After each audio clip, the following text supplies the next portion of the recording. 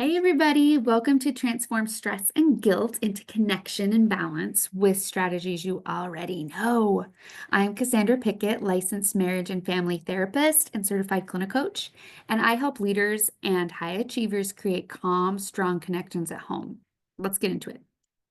The goal for our workshop today is to learn 3 ways you can promote the strong and calm connections at home and 3 common obstacles or blocks to implementing them. And then we're going to close with some actionable steps you can implement today. My husband and I moved across the country from Pennsylvania to Utah to start our first business with a 4-month-old. So I am no stranger to that startup stress and all of the unique obstacles and conflicts that it can bring. This red door is actually our red door, and this is my son, a little older than the story I'm going to tell. But when we had moved to Utah,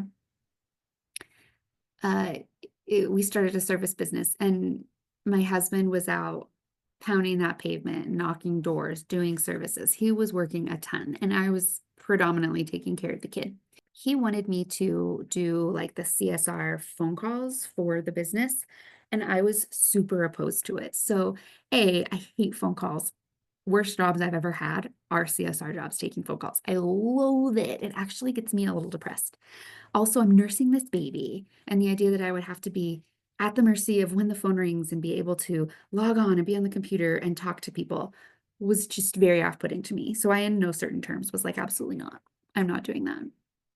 I did want to make an impact beyond like being a mom, though. I wanted to help dent the rent.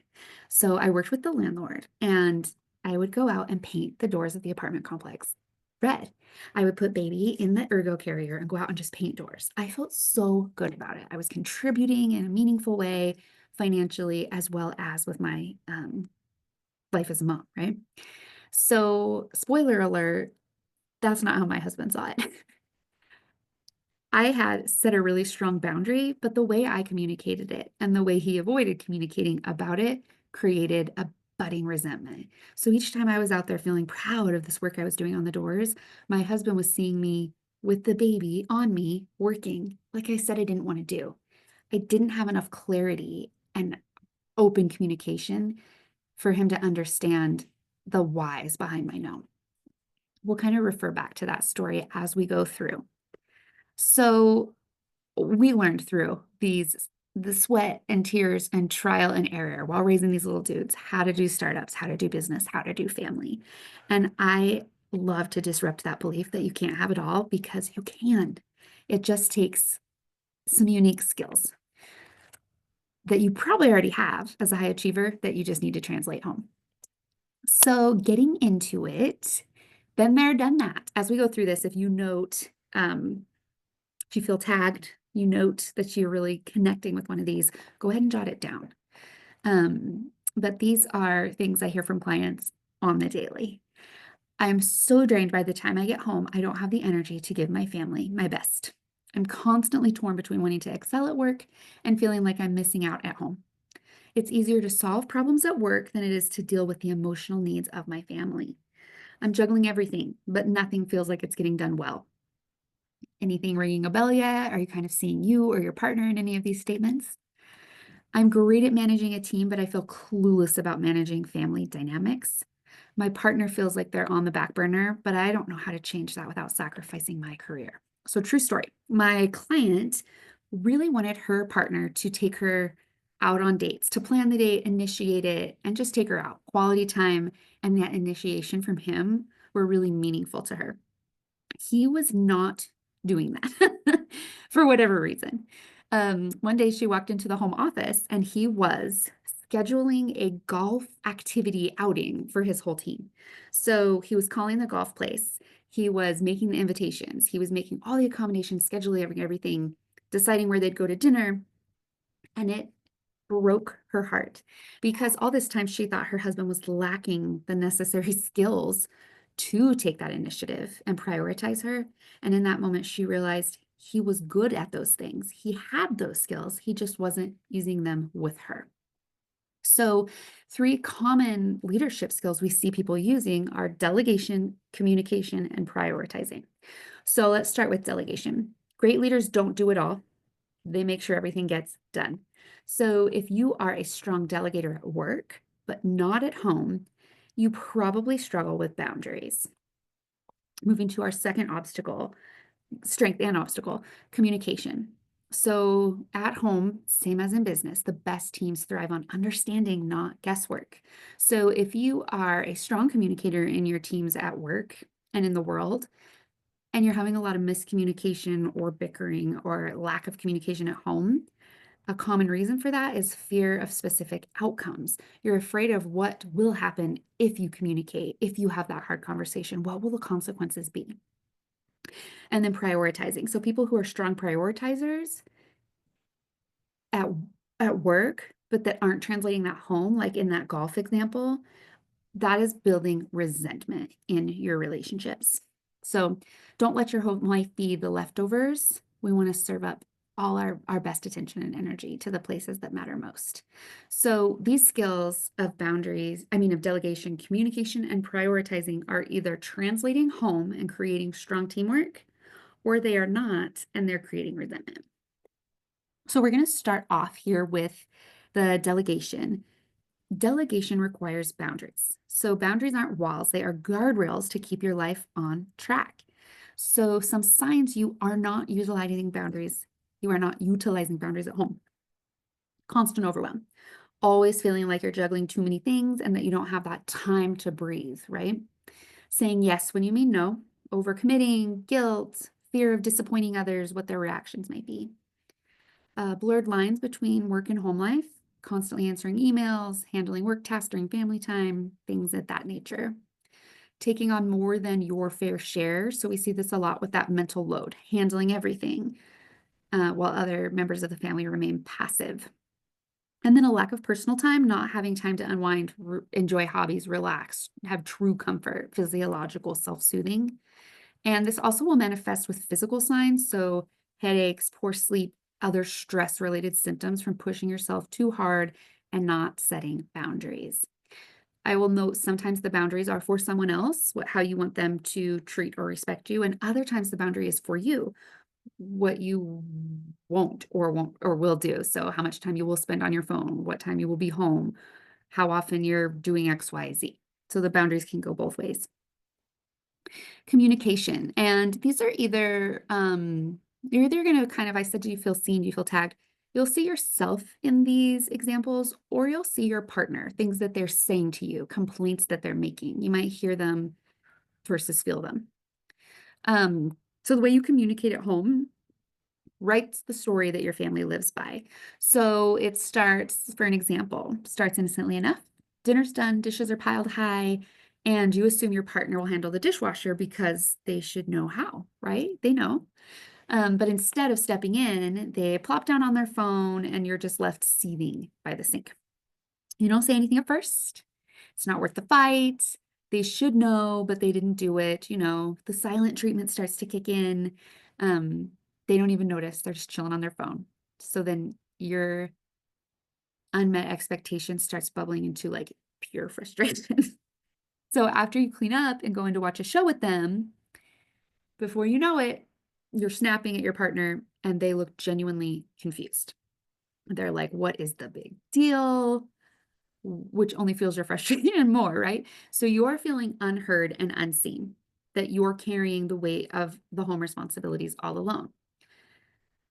Both sides in this situation are operating from incomplete information. So misunderstandings like these spark a lot of unnecessary conflict. So what you're saying with this, the snapping and all the irritation is, I need help. This is not what your partner's hearing. What your partner's hearing in this example is, you've got this. So moving forward, those topics like division of responsibilities get avoided altogether to try and keep the peace, because people don't want to have those hard conversations or ask for what they need and be clear, right? People start trying to keep the peace, and then it just leads into the simmering resentment. So resentment is a silent saboteur. So resentment isn't born from what you do, it's born from what you tolerate. So when you tolerate something that bothers you, like doing all of the housework, always being the one to handle kids' schedules, being the only one on a budget, paying all the bills, but you don't have any say in the spending. You might not complain initially.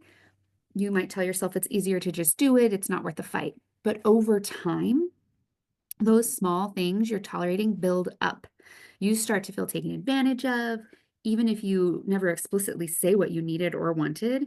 That's where the resentment is born. Not because you did the work, not because you did the dishes, not because you paid the bills, not because you did all the housework, but because you silently endured it while feeling undervalued. That is the piece that creates that resentment. So, some signs that you are feeling resentful or it's budding, or that your partner is having resentment: feeling underappreciated or unnoticed, replaying past hurts or arguments. So a dismissive comment from a month ago just is in your mind. Sarcasm: I guess I'm the only one who knows where the dishwasher is. When did bringing home a paycheck become a crime, right? Just passive aggressive comments are increasing more frequently. We'll all be a little sarcastic sometimes, but that like intensity and duration amping up is a sign of resentment. Feeling exhausted or emotionally distant, even though you're there. So you're just on autopilot at family dinner, waiting for it to be over. Harboring a sense of unfairness. So you've done the school runs, the groceries, the meal prep, feel like no one else even noticed. Or you worked overtime and paid bills and everyone's nagging at you to go to the park at 9 a.m. on a Saturday and you're like completely wiped out. So the poor boundaries plus low communication create resentment. So you can see in this cute little DNA structure here, boundaries need communication. A boundary without communication is air in the ether. Communication needs boundaries. Resentment needs neither. So no boundary or a poor boundary paired with poor communication is the recipe for resentment. Alternatively, boundaries, communication, and prioritization create sustainable and meaningful connection and change in relationships. So here's some stuff you can do about it. So if you've identified boundaries as your area for struggle, you're going to go through what, why, how, and focus. So for an example, the what, let's say, is lack of time out of the house. Why does this matter to you? Wanting more freedom and self-growth. How will you achieve it? If you've brainstormed that you're going to create a shared calendar, and then you'll link your partner to stuff he's going to take over or she's going to take over for you. So you can punt some things off of your list and make some time for yourself. And then focus. So you are not responsible for the other person's reactions or emotions. You are responsible for your delivery. So stay in tune with the goal.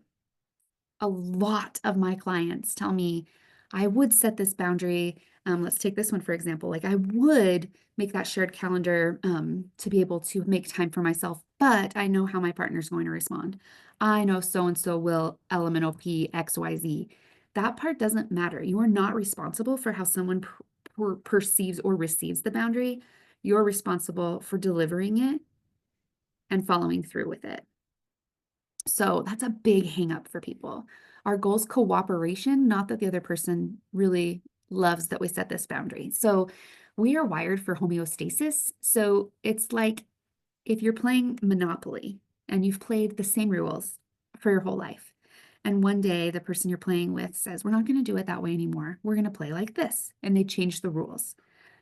You might need a minute to adjust, to understand. You'll have questions. There'll need to be clarity. You might not like the change, but you might cooperate with it, right?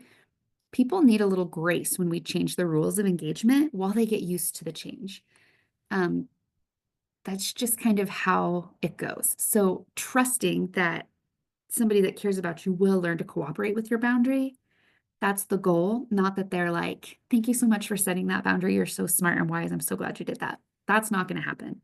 People like homeostasis, and boundaries are changing the interaction. Also, we have communication next. So clarity, as Brene Brown says, clear is kind, unclear is unkind. So we do not want to be vague. We want to be kind. So if you up your clarity, you will reduce frustration.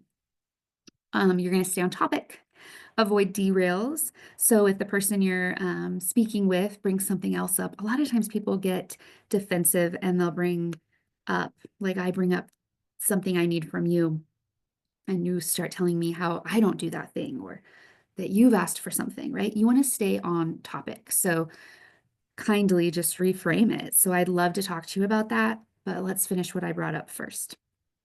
And then repeat. It's not a one and done situation. When you're having a communication, especially about a boundary or a hard conversation, you need to rinse and repeat. It is not a one and done. If you have the conversation once, don't be surprised that they don't remember the boundary or follow through with it. So we teach people how to treat us. If we don't follow through and have those strong communication moments, often things just into the ether like they didn't happen. And then listen. Our goal is to understand, not to be understood. So when I go to have this, set this boundary and then have a conversation about it, I want to understand the other person. What are they hearing me say? How did they feel about it? When my goal is to understand you, things will go better. If my goal is for you to understand me, and I'm just like, no, here's what's going on. Here's what I said. Here's what I want. We are going to get in gridlock. So listen with the goal to understand, not to be understood. If somebody wants to understand you, it doesn't matter how you say it. If somebody doesn't want to understand you, it doesn't matter how you say it. I didn't make that quote up. I just don't know who did. And then prioritization, follow through. You teach people how to treat you. 80-20 rule. So focusing on 20% of the activities that will give you 80% of the results. So for example, if you prioritize tasks like cleaning the kitchen and managing the family calendar, the rest of the household may run more smoothly. Implement the 2-minute rule. If something's going to take under 2 minutes, knock it out. If it's going to take more, if you have a 5-10 minute task and it's not the time to do it, punt it to another time. Push it to the afternoon's to-do list or another day, if possible. Set the family non-negotiables. So decide as a family, like what activities are most important, family dinners, one sport per kid, and then say no to anything that competes with those priorities. Limiting decision fatigue. So batch decisions wherever possible. So use 1 day a week to handle recurring decisions. Like I schedule appointments on Tuesdays. Finance Friday, that's when I go through all the bills. Setting up play dates only for Wednesdays. So anything that will batch the decisions and reduce the decision fatigue so that you're not just making all these calls daily. Use a not to do list. This is one of my most favorite things. So we don't do meetings that could be emails. We don't do chores that can be delegated. We don't do anything for our kids that they can do themselves, things like this. And then those of you that aren't familiar, the Eisenhower matrix. So this is prioritizing tasks, and it's popularized by Stephen R. Covey in the Seven Habits of Highly Effective People, if you've read that. So how it works, there's this grid on the side there. So urgent and important, do first. Important, but not urgent, schedule for later. Urgent, but not important, delegate if possible. And then not urgent, not important, cancel it, skip it, consider eliminating or postponing. You can Google that matrix and use it as well. Super helpful. So I want to remind you all that you're not starting from scratch. You are upgrading your playbook, that you're already skillful, you're already a high achiever, and you already possess the skills you need to translate and transfer home so that they can benefit your relationships with those you hold most dear. I would say take a moment and note where your area is for growth and your area of strength. So are you strong at boundaries, but you can improve on communication? Or are you a really strong communicator, but you don't prioritize? You know, what pattern could you work on? And also, where are you strong? So in that story from the beginning with the red door, my boundary is really strong. And me prioritizing what I need for me and my family is really strong. My communication is weak. I'm not rinse and repeating. If you go back here, I didn't rinse and repeat. I said it once, really, really blunt. And it felt direct to me because I was like, no, but it was vague. I didn't say, I want to work. I want to participate in family stuff. And here's how I'm going to do it, in financial stuff. Here's how I'm going to do it. I was like, I'm not doing that. I'm nursing a baby. I'm not doing that. It wasn't clear. I wasn't kind.